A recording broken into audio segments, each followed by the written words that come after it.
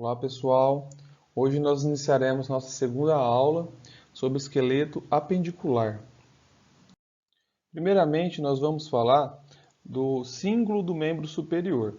O cíngulo do membro superior, então, ele vai dar suporte para fazer a fixação entre o membro superior com o esqueleto axial, tá?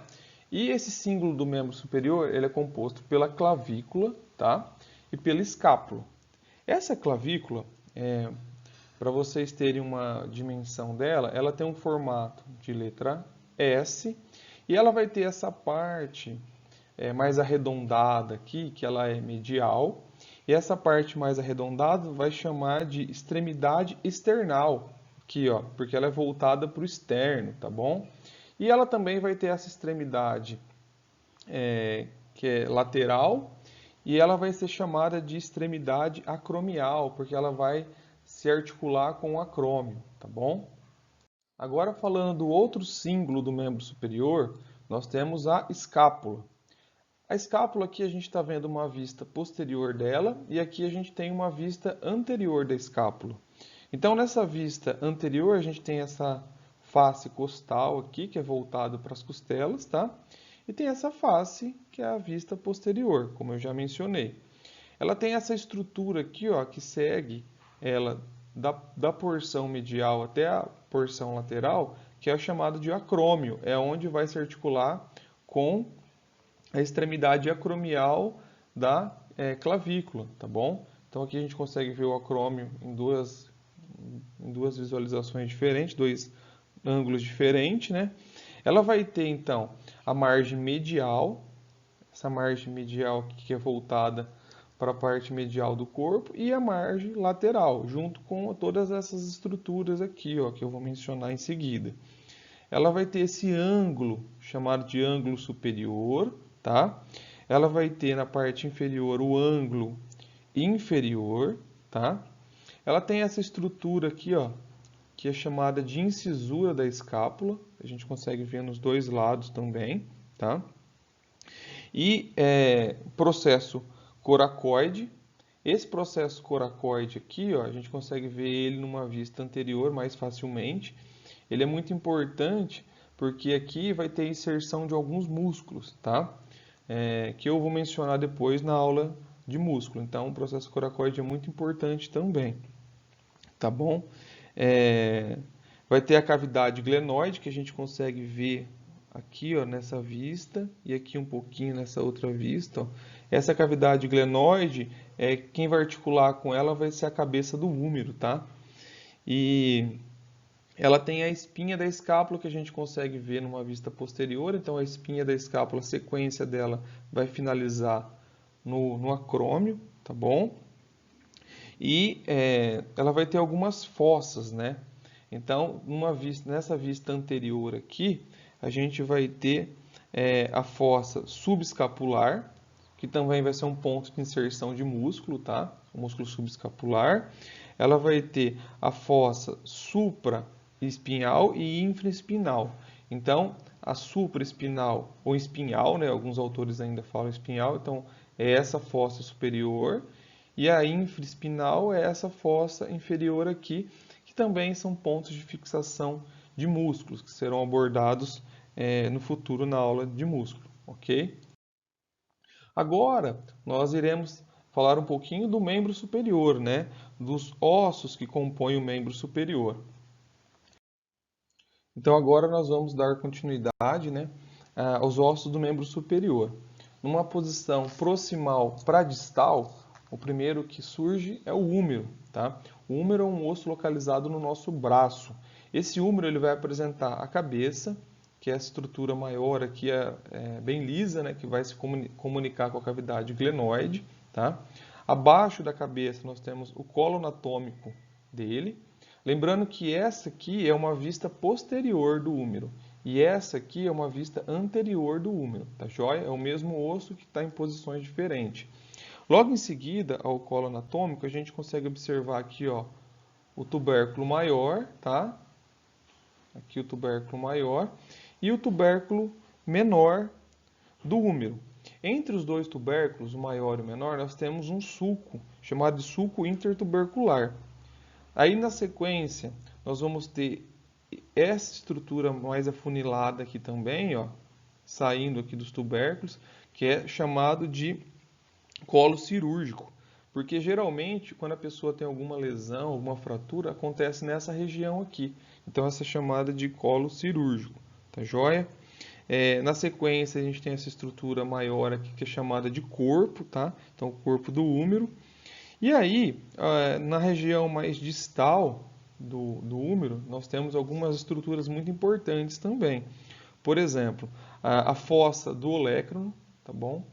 Onde o olecranon da una vai se articular aqui, vai se fixar aqui nessa parte quando nós estamos com o braço estendido aqui na vista posterior, tá joia? Nós vamos ter também os epicôndilos, né? Epicôndilo lateral, tá? Esse epicôndilo lateral é fácil de vocês entenderem ele porque ele está do lado oposto da cabeça. Como a cabeça ela é medial, então o epicôndilo lateral ele é oposto à cabeça. A gente vai ter também o epicôndilo aqui medial. Então o epicôndilo medial no mesmo lado da cabeça, tá? E o epicôndilo lateral que é o oposto à cabeça do úmero, tá joia? Ele vai apresentar também numa vista anterior aqui duas fossas, né? Seria a fossa radial, tá? E a fossa coronoide. Então a fossa radial, lembrando que essa aqui é uma vista anterior do úmero. Se é uma vista anterior e a cabeça ela é medial, nessa região aqui, a região medial do osso, vai se articular a una, porque a una ela é medial. E nessa região, nessa articulação aqui lateral, quem vai se articular vai ser o rádio, tá? Então, se o rádio se articula aqui na região lateral, essa fossa superior aqui, ela vai chamar de fossa radial, tá? E essa fossa medial aqui, ela vai chamar de fossa coronoide, tá? Que o processo coronoide da una vai se articular. Lembrando que abaixo, né, as articulações elas vão ter nome também. Onde o rádio vai se articular, vai chamar de... essa parte onde o rádio vai se articular, vai chamar de capítulo do úmero, que o rádio se articula aqui no capítulo. E essa parte aqui, que parece um carretel, ó, quem vai se articular vai ser chamada essa região de tróclea, tá? Então, o capítulo aqui, ó, e a tróclea onde vai se articular a una, tá joia? Agora nós vamos falar da una. Então, a una vai ter algumas estruturas, né, clássicas, né? Essa aqui, ó, essa estrutura aqui é chamada de olecranon, então a gente consegue ver de vários ângulos o olecranon aqui, tá? Então, toda essa estrutura aqui é o olecranon. Essa parte aqui, ó, final do olecranon, vai ser chamada de processo coronoide, tá? E essa parte interna do olecranon, da chave aqui, parece uma chave, né? Essa parte aqui vai chamar incisura troclear, tá? Essa porção lateral aqui no final do olecranon vai se articular com a cabeça do rádio. Então ela vai se chamar de incisura radial, tá? Então a incisura radial está aqui, tá? A incisura do olecranon está aqui em cima, ó, nessa parte anterior a gente consegue ver melhor, tá? A radial está aqui do lado, do olecranon está aqui, as incisuras, tá? Na parte distal nós temos a cabeça da una. E uma questão interessante é essa estruturinha aqui, ó, tá vendo? Parece um dentezinho, né? Essa estrutura vai chamar processo estiloide da una. E nós conseguimos, como a una é medial, a gente consegue palpar essa estrutura aqui na região distal dela. Tá joia? Agora nós vamos falar um pouquinho do rádio, né? Se por um lado a cabeça da una ela é distal, a cabeça do rádio ela é aqui proximal, tá? E a cabeça do rádio ela é proximal. Abaixo da cabeça do rádio nós temos quem? Nós temos o colo do rádio e em seguida ao colo nós temos a tuberosidade do rádio, tá? Então a tuberosidade do rádio já está aqui. Essa tuberosidade também é importante para a fixação de músculos, que serão abordados mais nas aulas seguintes, tá? E o rádio também ele vai, na parte distal dele, vai apresentar um processo estiloide, assim como a una vai ser o processo estiloide do rádio. Então aqui nós temos em duas vistas diferentes o rádio, tá? Agora nós vamos falar dos ossos do punho e da mão. Então no punho aqui nós temos a região chamada carpo, que é formada por 8 ossos. Então são duas fileiras, uma fileira proximal e uma fileira distal. Os ossos da fileira proximal de lateral para medial são então o escafoide, o semilunar, esse maior aqui, ó, embaixo, é chamado de piramidal e esse pequenininho é o pisiforme. Aí na fileira inferior nós temos do polegar, né, de lateral para medial, nós temos o trapézio, o trapezoide, tá? O captato, esse aqui, ó, e o amato, tá joia? Então essa aqui é a região carpal. Aí nós temos a região do metacarpo. Então é carpo, na mão já é o metacarpo aqui, formado pelos metacarpos primeiro, né, segundo, terceiro, quarto e quinto, sempre começando do polegar, tá? E desses 5 metacarpos eles vão apresentar o que, né? Eles vão apresentar uma base, tá, que é proximal, um corpo e eles vão apresentar uma cabeça que é distal, tá joia? Depois do metacarpo, nós temos as falanges, que vão formar os dedos. Então, o metacarpo seria a palma da mão e aqui o carpo seria o punho, tá joia? Então, nos dedos, nós temos as falanges, que no caso do polegar, nós temos só a falange proximal e a falange distal. Aí, nos outros 4 dedos, nós temos 3 falanges. Nós temos a falange proximal, a falange média e a falange distal, que tem as mesmas divisões, né, os mesmos nomes dos ossos do carpo, dos ossos do metacarpo aqui, que é a base, o corpo e a cabeça. Tá joia?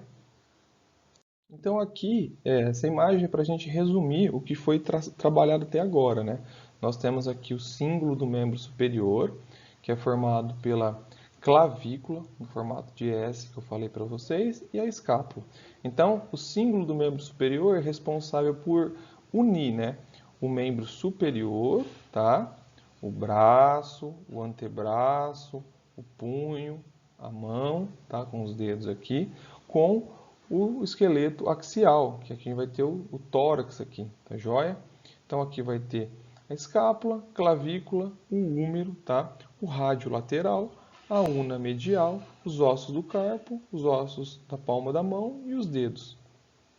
Dando continuidade, então, aos símbolos, né? Então, hoje eu falei do símbolo do membro superior, que vai ser responsável por fixar o membro superior ao esqueleto axial. Agora, nós vamos falar do símbolo do membro inferior, que é formado pelos ossos do quadril, que eles são responsáveis por fixar quem?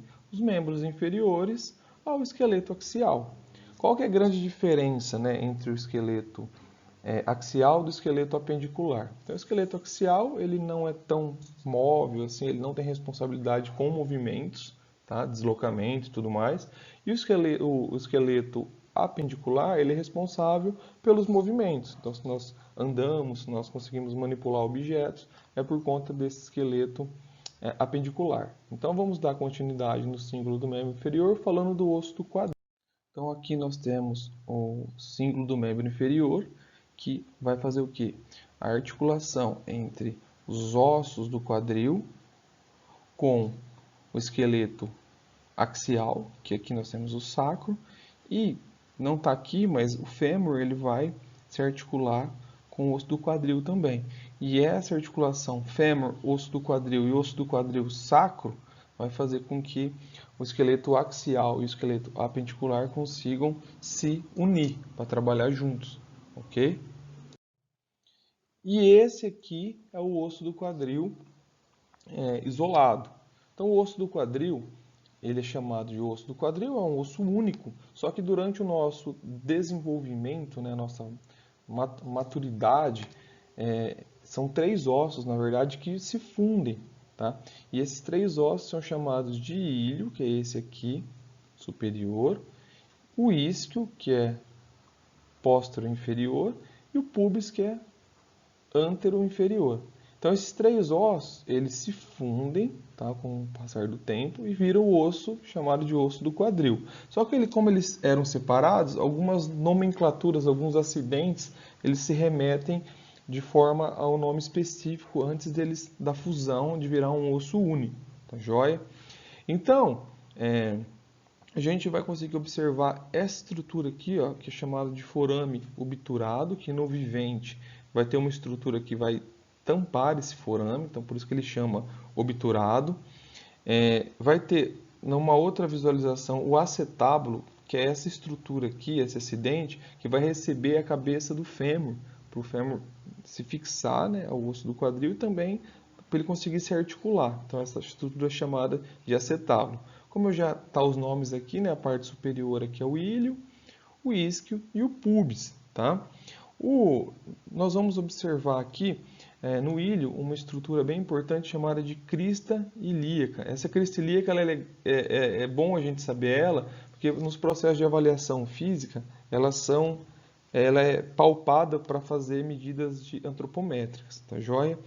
Ele vai apresentar também algumas espinhas, tá vendo aqui, ó, algumas estruturas que são chamadas, como essa aqui é uma vista anterior, então essa aqui vai ser chamada de espinha ilíaca antero-superior. Essa aqui vai ser chamada de espinha ilíaca antero-inferior. E na parte posterior nós temos a espinha ilíaca póstero-superior e a espinha ilíaca póstero-inferior, tá joia? Abaixo dessa espinha ilíaca póstero-inferior, nós temos essa incisura aqui, ó, chamada de incisura isquiática maior. Depois dela, nós vamos ter essa outra incisura menor aqui, que é chamada de incisura isquiática menor, tá joia? E essa estrutura aqui, a pontiaguda, é chamada de espinha isquiática. Descendo, a gente vai ter o tuber isquiático, toda essa estrutura aqui. Quando a gente senta no chão ou numa cadeira, nós sentamos em cima dessa estrutura aqui, ó, do tuber isquiático, tá joia? Daí, nós temos, numa porção anterior, o pubis, né? Então, esse pubis ele vai ter esse ramo chamado de ramo superior, tá? Vai ter esse ramo chamado de ramo inferior, tá? Ele vai ter essa estrutura aqui, ó, que é ressaltada, que é chamada de tubérculo púbico, tá?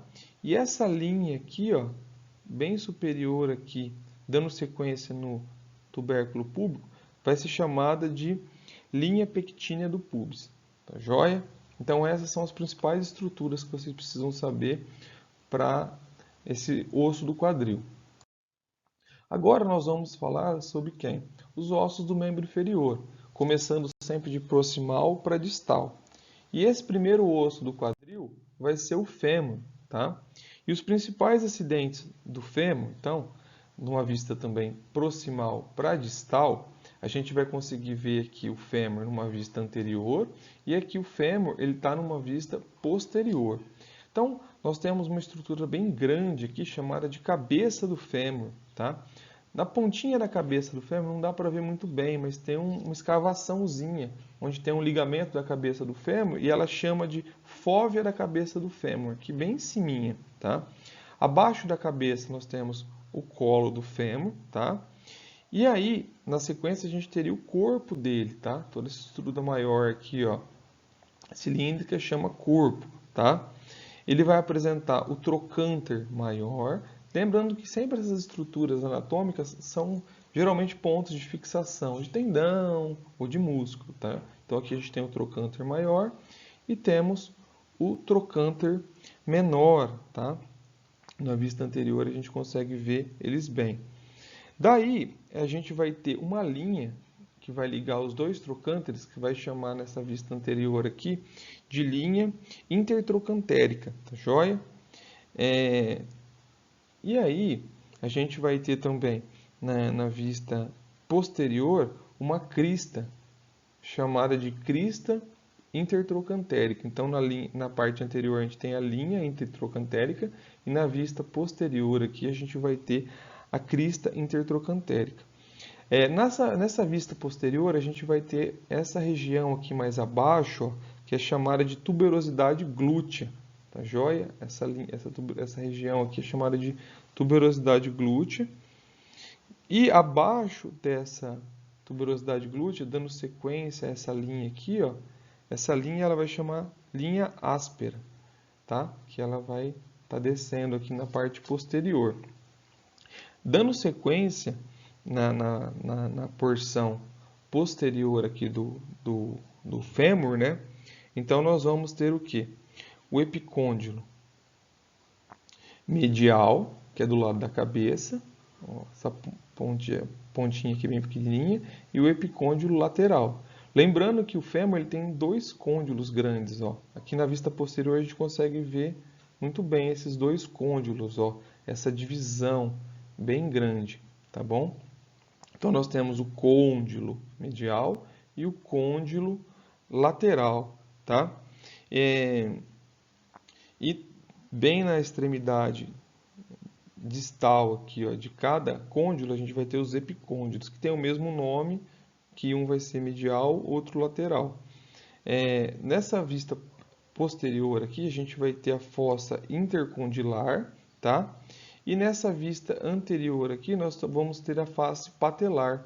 E essa face patelar vai ser o ponto de articulação do fêmur com a patela, para que nós conseguimos realizar o movimento de extensão e flexão de joelho, tá joia? Lembrando que o fêmur ele fica na coxa. Em relação à patela, ela vai ter três estruturas importantes. Essa parte aqui que é proximal é chamada de base. Essa pontinha aqui, ó, que é distal, é chamada de ápice, tá? Essa aqui é uma vista anterior dela. A vista posterior, a gente vai ver o quê? Toda essa estrutura aqui que vai articular com o fêmur na face patelar dele.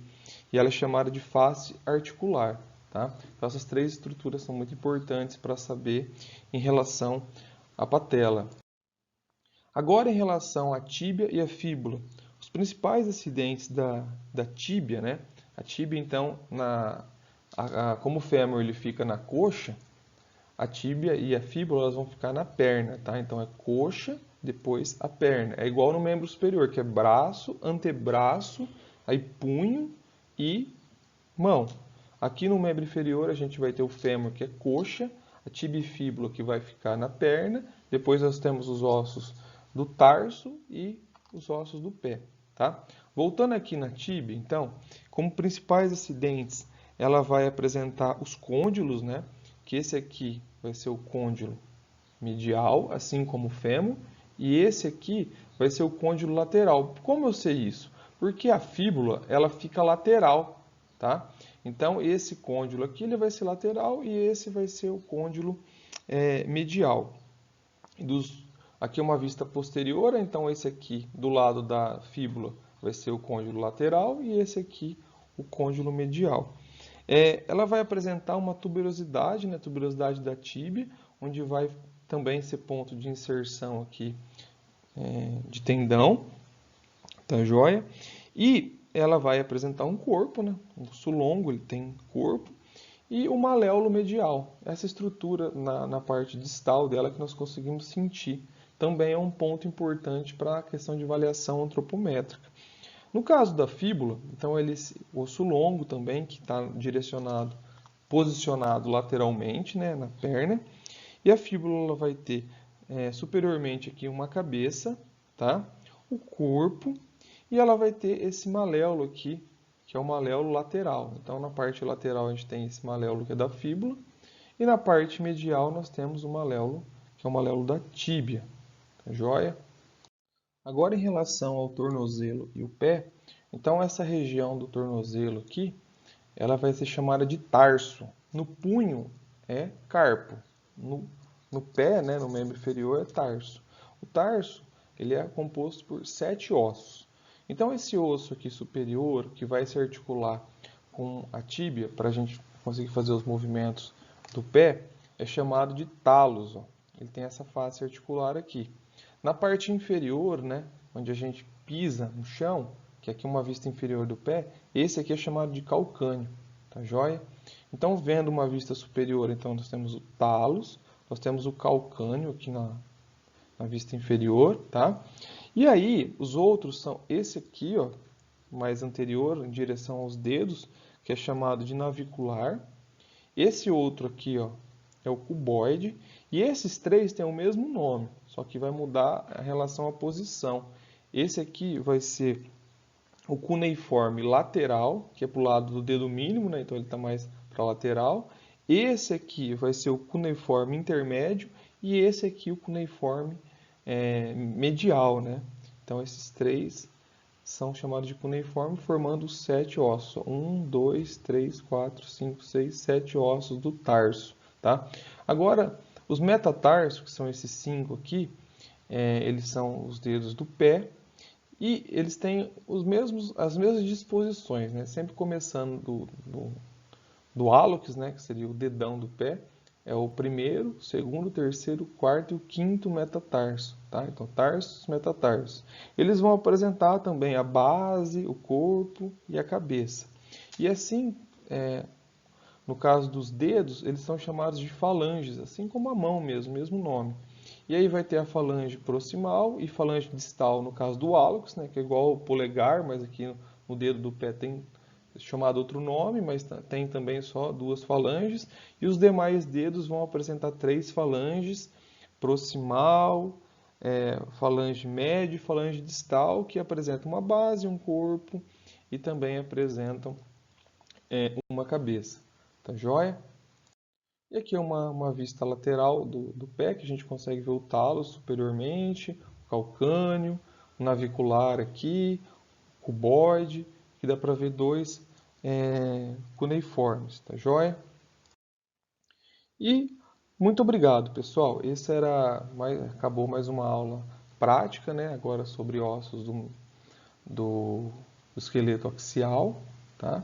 Espero que vocês tenham gostado.